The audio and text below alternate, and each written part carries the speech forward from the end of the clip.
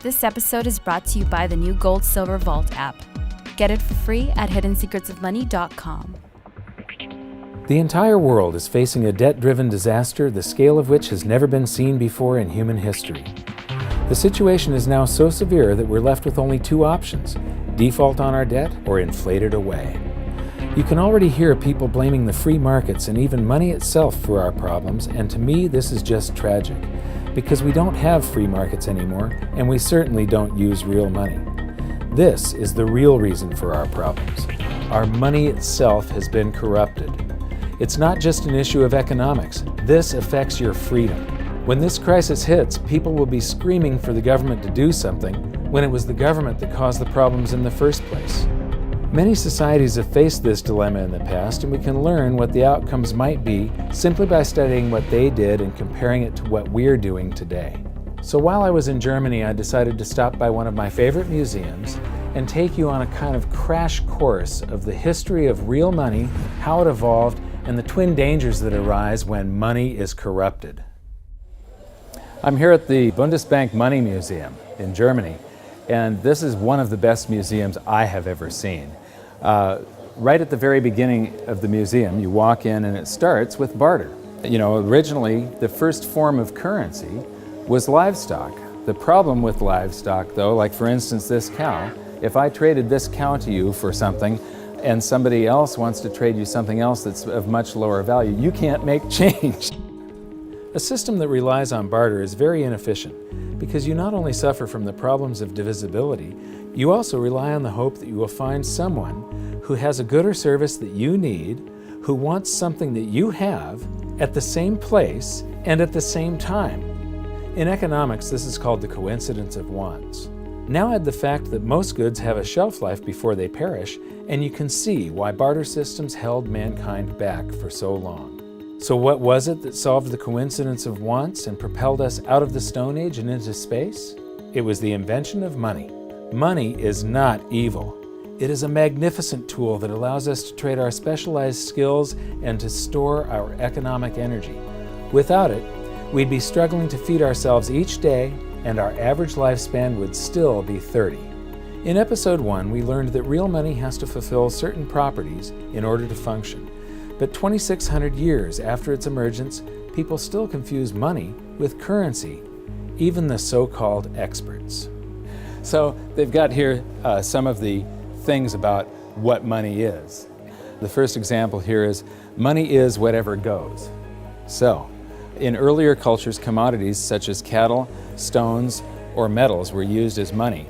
Buyers took the value of the goods on trust when making their purchase. Today, too, money is a question of confidence. So the currency, today isn't money, today we're using currency, but the only reason it has any purchasing power whatsoever is because yesterday your experience was that it purchased something. So you have faith that it's going to purchase something tomorrow. Otherwise, it has no value. Whatever form it takes, reliable money has two characteristics. It is genuine and it is stable. People can rely on its value. Well, what fiat currency around the planet has maintained its value? They all fall in value. So right away you can see the difference. They're talking about currency here. And when they say it's genuine, what is genuine? A counterfeiter, somebody that's running their own printing press in their basement, is making genuine notes as far as he's concerned. They're genuine counterfeits. These things that just come off of a printing press, well, yeah, it's a genuine lie from a central bank or a government that you've got something that's going to store value for you, because it doesn't over long periods of time. It loses value. Gold, banknotes, and electronic money, meaning electronic currency, may be stored, divided up, or transported. As its material value has declined over time, its genuineness has had to be beyond question. Well, this one says that it's got to maintain its value, and right here they're contradicting the next one. The one thing here, gold, is the only thing that they're talking about that has not lost its value. In the past, rare goods were used as money. Today, central banks must ensure that the supply of money is restricted. Well, what are they doing all over the planet today? They're lifting all the restrictions on how much currency they're creating. They're flooding the planet with currency. The next display shows the usual museum pieces that are described as commodity money: cowrie shells, representative axes, cocoa beans, and the like. While these work better than barter, none of them were actually money because they all had a weakness: one or more properties of money that they couldn't fulfill. Therefore, they are commodity currencies, not money. Some of these were widely used right up until the beginning of the 20th century, and there's some stuff here that I haven't seen before. Here's something very interesting. This brick of tea, its value is in the intrinsic, it's in the commodity that you're using, it's the tea. But this one has a certain fungibility to it. Each unit would have the same value, and you can make change. You can snap these things apart into units of 6. It's portable. It's not that heavy. This fulfills quite a few of the functions of money. I would not imagine that it's that durable. It probably doesn't wear that well. And now we come to the emergence of real money. Here we have little pieces of metal, just little pieces that have been broken off of bars or something that was cast, other little blobs of metal that were traded as a currency. You know, they had purchasing power, they had an intrinsic value, but they still weren't fungible, which means interchangeable. Every one of them had a different value. You can see that some of them have a higher silver content, some of them have a higher gold content. These are called electrum. It's a mixture of gold and silver, naturally occurring. What you notice is that this is from the 7th century BC, and then between the 7th and the 6th century, we're talking about somewhere between 680 and 630 BC, the emergence of true money. Here we've got 4 coins. The large one is a 1/3 stater coin, and the other 3 are 1/6 stater coins. Each unit is interchangeable. It's now a unit of account. You can take so many of these in trade for so many of loaves of bread, and you don't have to break out your little scale and weigh them any longer. With the little chunks of metal, you had to weigh every transaction that was going on. You had to weigh whatever your payment was and then take a guess as to what the purity was. Here you have some standards that were set by mints and guaranteed by those mints. These are a unit of account. They're fungible. Every one of them is interchangeable. They're portable, they're durable in your pocket over long periods of time. They're divisible. You can make change. You can see there's a 1/3 stater and 1/6 staters. And they're a store of value over long periods of time. These still have purchasing power today, 2,600 years after they were made. Another thing that I find really interesting is between maybe 680 BC and 300 BC, cultures all around the world, they all gravitated toward gold and silver coinage as money. The entire world sort of decided all together that gold and silver were money. Why? Because the free markets keep on selecting gold and silver as money because of the properties that it has. So, now we get to the room of real money. This is a vault door, and this is where they've got all the great examples of the real gold and silver coins. So come on in and join me. So here we get to the first, this is gold and silver, what they're using to make money, and here we have some very early representations of gold and silver coins. And I love these displays. They start with coins in Lydia, so these coins go back to the very first minting of true coinage. So here we have starting in the 6th century BC, and then it goes up to the 3rd century, and then from the 5th to the 11th century, and the 13th to the 15th century. And these displays just go on with the history of real money, gold and silver.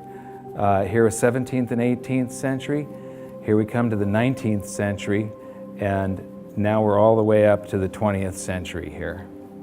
And here we come to our first example of government-issued fiat currency.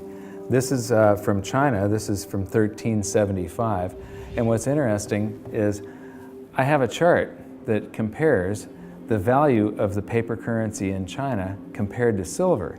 and there was a hyperinflation of this currency. It wasn't backed by anything. It wasn't backed by taxes. It wasn't backed by anything in the Treasury. They could just print this. And so this went into a hyperinflation because the government was just running its budget by just doing deficit spending by printing. And then I'm going to skip to some of the colonial currency. This is the United States, and each one of these currencies is printed by a different state. We've got Maryland, South Carolina, North Carolina, Connecticut, New York. This one here is particularly interesting. It's printed in the 14th year of the reign of King George III. It's dated March 25th, 1776. So this is just a few months before the Declaration of Independence.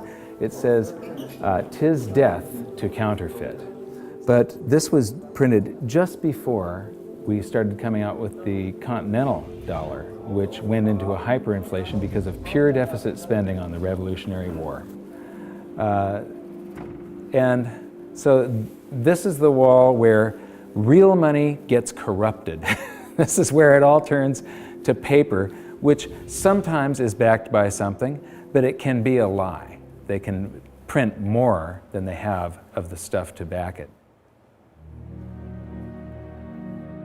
As we learned in Episode 2, one of the first things a country does at the outbreak of war is to suspend redemption rights so that their currency is no longer redeemable in gold. This is exactly what Germany did before World War I. After losing the war, they suffered through one of the worst hyperinflations on record when they were burdened with massive reparation payments to France and the Allies. These heavy penalties stifled the German economy and brought it to a standstill, leaving the country with the same two choices all indebted nations have faced throughout history: default on their debt or inflate it away. Defaulting was not a viable option, as they were completely impoverished, weakened, and surrounded by armed forces ready to take their land. Since their currency was no longer tied to gold, it was decided to light up the printing presses and inflate their way out, paying the debts with new currency created out of thin air. This had drastic consequences. Check out some of this Weimar currency. The display starts with one mark that actually purchased something, but soon the notes rise to the thousands, then the millions, then the billions, and finally the trillions. It's mind-blowing. You'll notice that I'm laughing a little bit as we move through the museum, but I'm not laughing at the people. I'm laughing at the stupidity of central banks and of governments and how we never seem to learn from history. Okay, this is an example of different currencies used during the hyperinflation, and they call some of it inflation money and emergency money. This is interesting. They figured the way out of hyperinflation was to print more. So in 1923, the value of money fell by 50% or more per day. So that means prices are doubling every day if it's falling by 50%.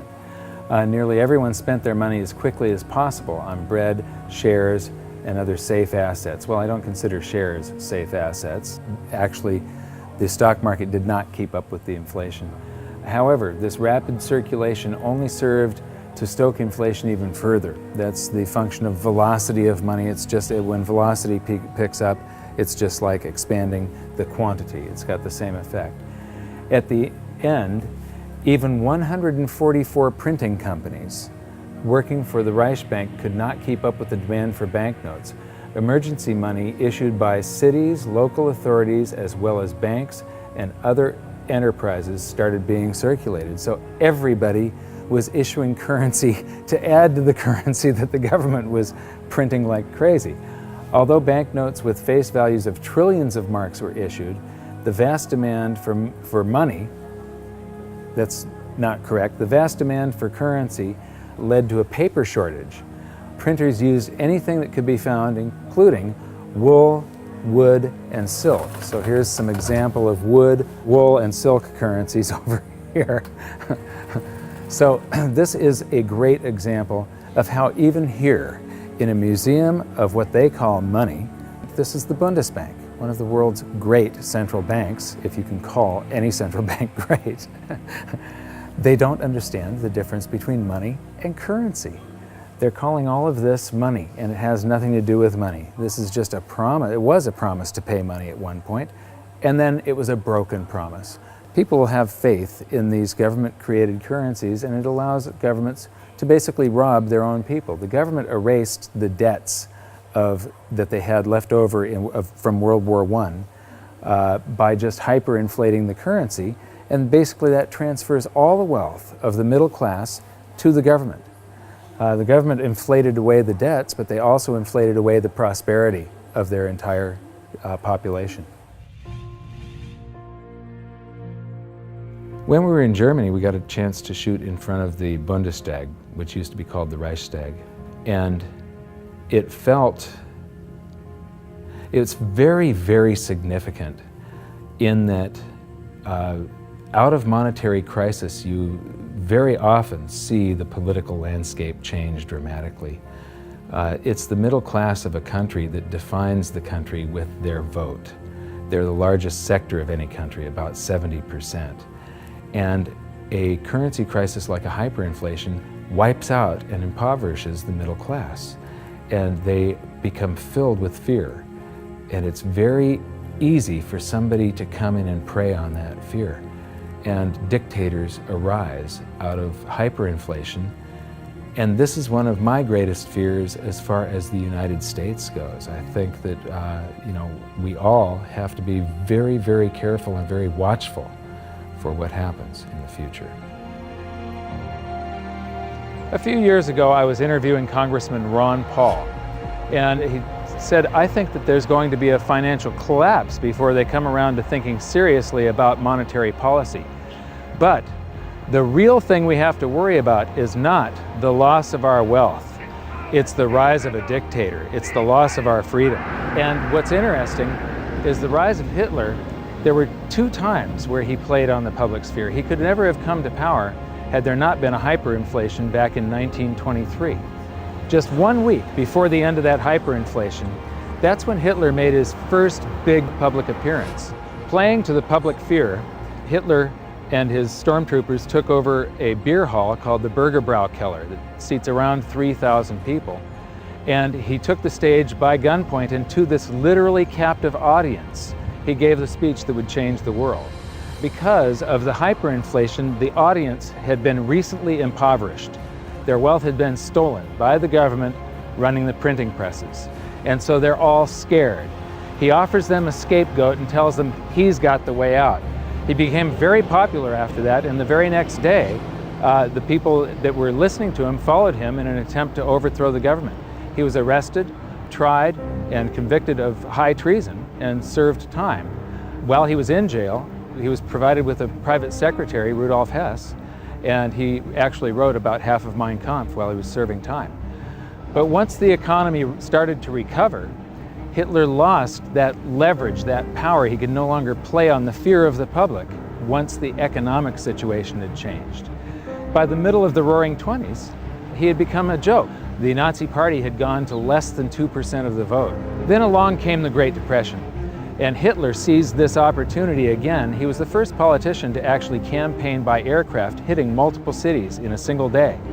And the Nazi Party went from 2% of the vote to the second largest party in Germany. So playing on the public sphere, Hitler was able to take away the rights of Germans. He was able to, all these guaranteed rights in the Weimar Constitution, private property rights, the right to assemble, public assembly, the right to privacy in the mail, the telephone system.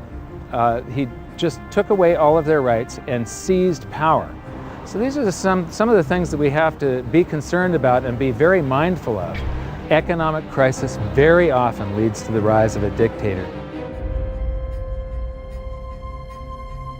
Yeah, the fact that this was just 70 to 80 years ago, basically there are still people alive today that experienced this, but enough of them have died off to where the warnings fall on deaf ears. Berlin is a great example of another massive danger to individual freedom that economic crisis can bring, the swing from capitalism to collectivism. After World War II, the city was basically divided in half, the West being capitalist and the East communist. Germany was reunified in 1990, but even this short period of separation showed the vastly different levels of prosperity that the two systems achieved.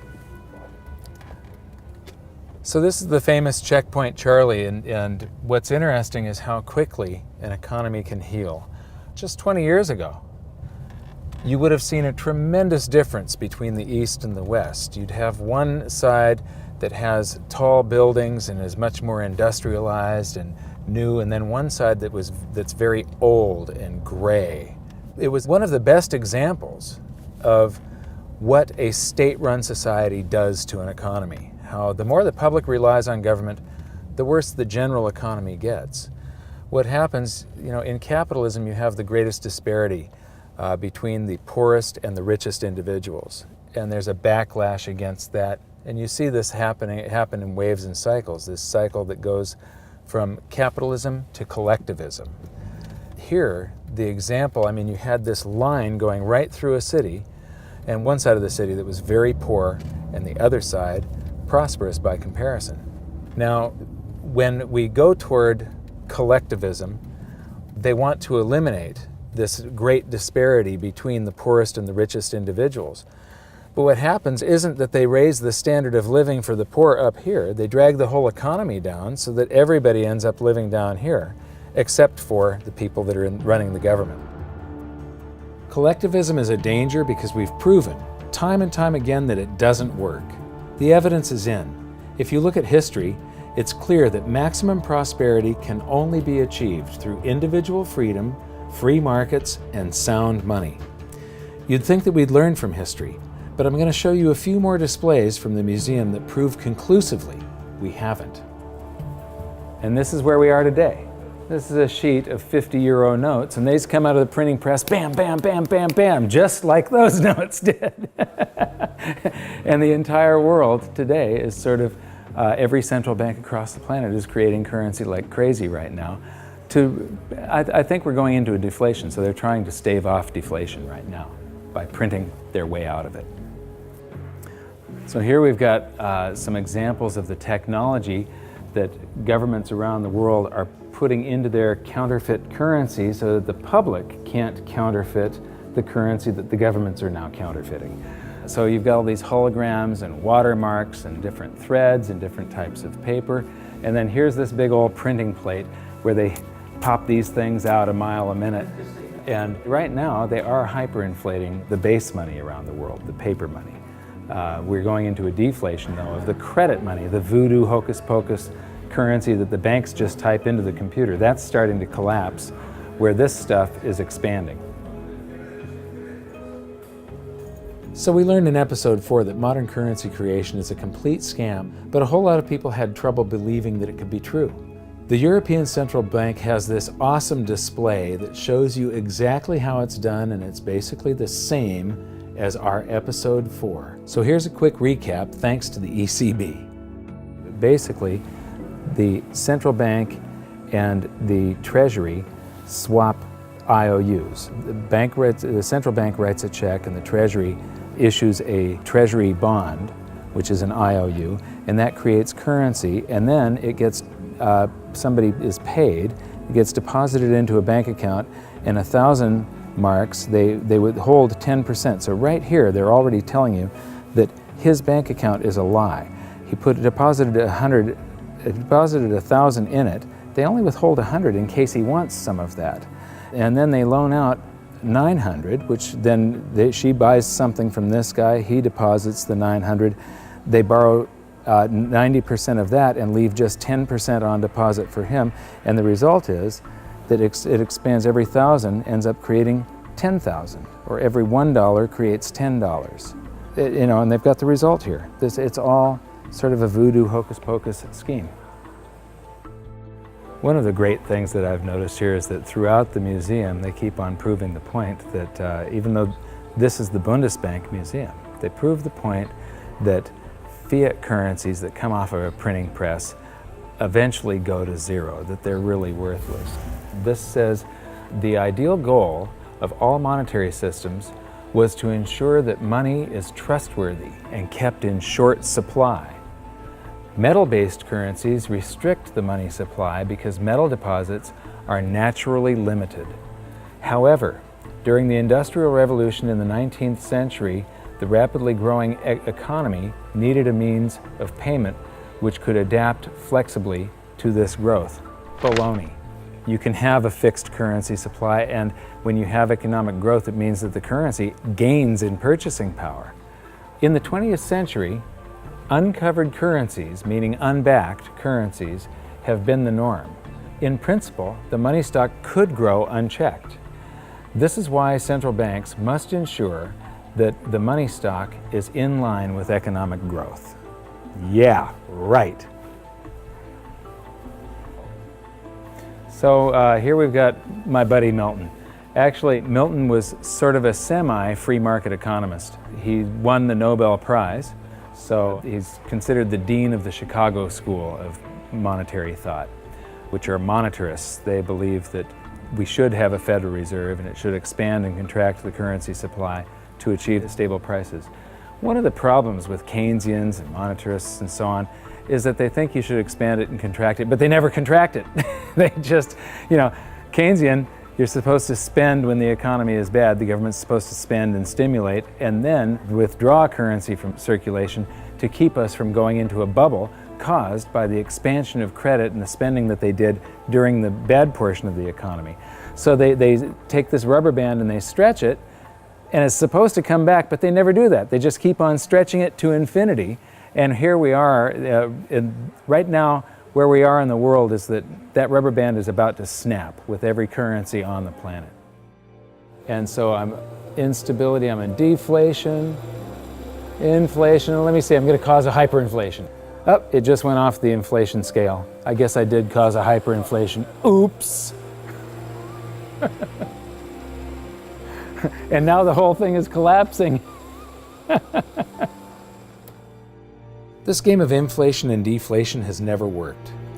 Right now we're on the precipice of the whole system collapsing, and just like the game, our monetary system will reset. This is where the twin dangers we learned about may rear their ugly heads, so it's up to all of us to learn from history. I mentioned earlier that it was the invention of money that allowed humans to prosper and rise out of the Stone Age. But money is only part of the equation. What use is money if you don't have freedom? So what's going to happen? Will we default or inflate our way out of the mess we're in? Since 2005, I've been stating publicly, and I also wrote in my book, that I believe we're headed toward a series of events involving a short-term deflation followed by a big inflation or hyperinflation. If you really want to learn how this inflation might affect you and your family, join me at hiddensecretsofmoney.com for this episode's exclusive presentation. It's a special video that shows where I believe we are on this economic roller coaster of a ride and how I think it'll play out. So for now, what can you do? 1. Share this video on social media and subscribe to our YouTube channel. 2. Educate yourself by watching the rest of this series. And 3. Take action to protect yourself and your family. Learn what you can do at hiddensecretsofmoney.com. I'll see you there.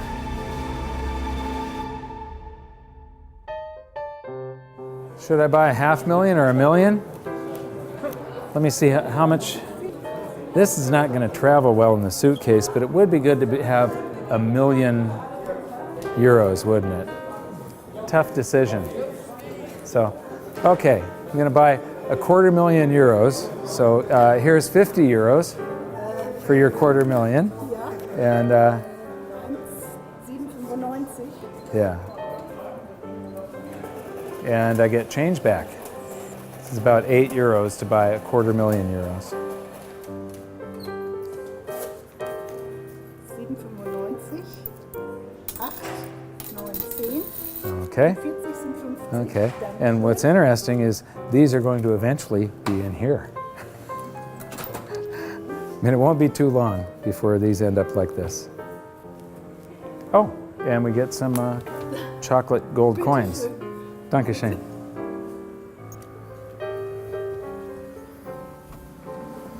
So that's our tour of one of the best monetary museums I've seen so far. But what amazes me is that they still just don't get it.